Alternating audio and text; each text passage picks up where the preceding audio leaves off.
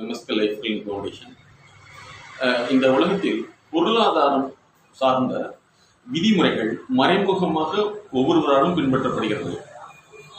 ஆண்டாண்டு காலமாக இந்த உலகத்தில் எப்படிப்பட்ட பொருளாதார ஆறுதல் விதிகள் பின்பற்றப்படுகிறது என்று சொன்னால், ஏழைகள் பெரும்பாலும் ஆறுதல் சொல்வதில், ஆறுதலை கேட்பதில் திருப்தி அடைந்து விடுகிறார்கள். ஆனால் பணக்காரர்கள் அறிவியல் ரீதியாக அதை கண்டு உணர்ந்து முன்னேற்றிக் கொள்ள விரும்புகிறார்கள்.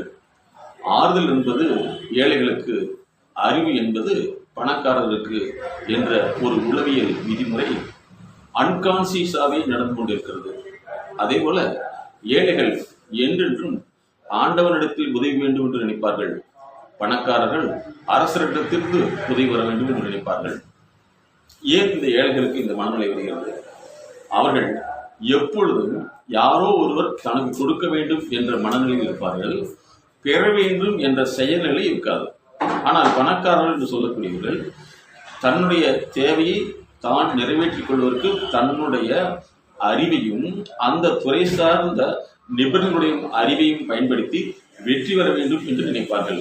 இன்னும் சொல்ல போனால், கோட்டைக்கு பணக்காரன், ஓட்டுக்கு ஏழை என்பதுதான் இந்த உளவியல் நடைமுறை. ஆகவே ஏழைகள் எந்த ஒரு விஷயத்தையும் தனக்கு வேண்டும் என்ற தேவை நிலைகளை இருப்பார்களே தவிர, அதை பெறுவதற்கான செயல்நிலைகளையும் செயல் சார்ந்த நிபுணர்களுடைய ஆலோசனையும் பெற்றுக்கொள்ள மாட்டார்கள். அதனாலதான் எங்களுடைய எம்எஸ்கே உளவியல் கோட்பாட்டின்படி அறிவாளிக்கு ஆலோசனை என்று சொல்கிறோம். ஆக தனி மனிதனுடைய மனநிலை, செயல்நிலை, அறிவு நிலை இது பொருளாதார வளர்ச்சிக்கான முக்கிய காரணமாக உள்ளது.